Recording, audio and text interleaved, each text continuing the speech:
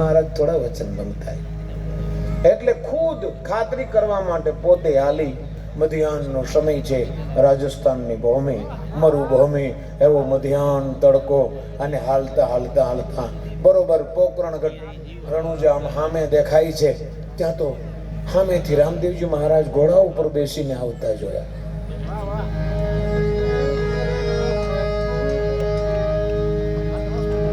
વિચાર કરે, ખોટા બોલવાની કઈ હદ હોય ને માણસો કેટલું બધું ખોટું બોલે. આ રામદેવજી મહારાજ તો આવે અને માણસો આખું ગામને મેં પૂછ્યું તો એમ કે સમાધિ લઈ ગયા. નજીક આવ્યા, હરભુજી આ મોચિંતાના અત્યારે મધ્યાહન આવો તડકો, ક્યાં જાવ છો? શું જવાબ આપે? બાપા હું તો તમને મળવા આવું છું.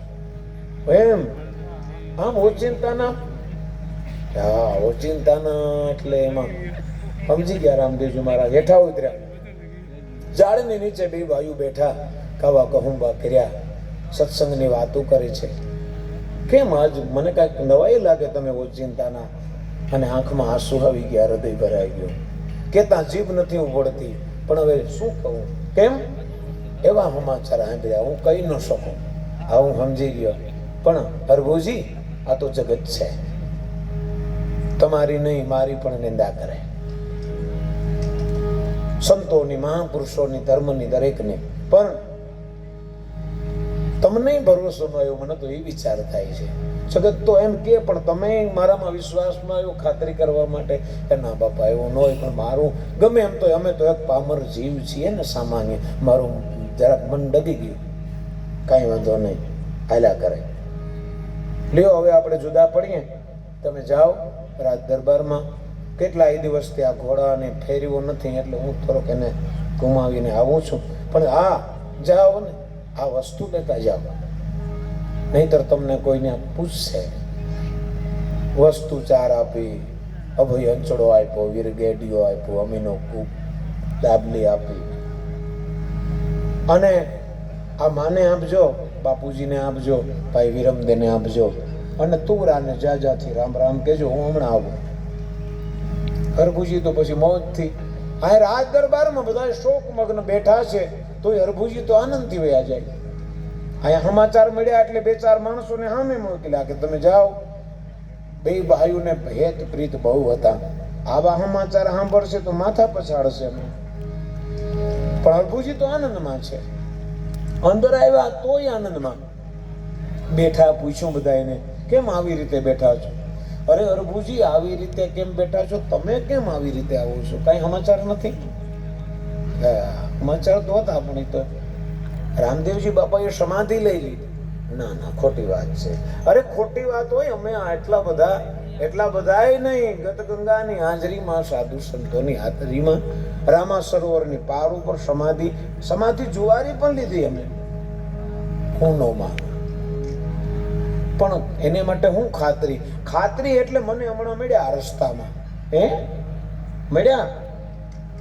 મળ્યા એટલે તમારે બેને ભાવ બહુ હતો, એટલે તમને એવો આડ પંપાડ થયો. ના, આડ પંપાડ નહીં, આ વસ્તુ આપી છે, પ્રમાણ આપ્યું છે. હારે વસ્તુ જોતાની હારે તો વિચારમાં પડી ગયા કે આ તો સમાધિમાં મૂકી. આપણે આવી ક્યાંથી? નક્કી રામદેવજી મહારાજ સમાધિમાં નથી. હાલો આપણે સમાધિ ખોલીએ. જો વિનાશ કાળે વિપરીત બુદ્ધિ, અને આમ કોદાળી પાવડો ત્રિકમ લઈને ઘા કરવા જાય. હે તુરા રાજપૂતો, બસ મન ડગી ગયું, મારામાં વિશ્વાસ ન આવ્યો. મેં કીધું હતું ને તમને કે હું પેટીએ આવીશ, તોય વિશ્વાસ નહીં. જાઓ, આજથી મારું વચન પૂરું. મારે તમારે જે કોડ કરાર હતો આજ પૂરો થઈ ગયો, હિસાબ પૂરો થઈ ગયો. તમારાથી ધીરજતા રહી નહીં, હિસાબ પૂરો થયો. હું હવે આવીશ નહીં, એ વાત તો પાકી. પણ તમને મારું સપનું નહીં આવે કોઈ દી. જાઓ, લૂંટારા જેવી હાલત થશે. અને બધા એટલા બધા, અરે પરિબ્રહ્મ પરમાત્મા, હે રામદેવજી મહારાજ કંઈક દયા કરો. બ્રહ્માજી જેવા દેવતાઓ પણ તમારી માયામાં ભૂલા પડી જાય. તો અમે તો એક કાળા માથાના માનવી છે, અમને એટલી બધી સજા ન કરો, કાંઈક તો દયા કરો. અને અંતે તો દયાળુ છે ને રામદેવજી મહારાજ, કે આ વચન તો પૂરું થયું, પણ છતાંય જાઓ, મને મળવું હોય, મારા દર્શન કરવા હોય, મારા દીદાર કરવા હોય તો હું ચોતેન પાટે આવીશ. ધર્મની ધજાઓ ફરકતી હશે ત્યાં હું આવીશ. સાધુ સંતોનો મેળાવડો હશે, હરિહર હરિહર હરિહરની હાકલું થતી હે ત્યાં હું આવીશ. અને અંતે એમ કીધું, ધૂપના ધુવાડે આવીશ. એટલે રામદેવજી મહારાજ જ્યોત પાઠ રૂપે બાપાની આજે આપણે પધરામણી કરી છે. તો એક નાની એવી આપણે આરતી લઈ પછી પ્રકાશભાઈને સાંભળીએ, કારણ કે મારા એકલાનો પ્રોગ્રામ નથી.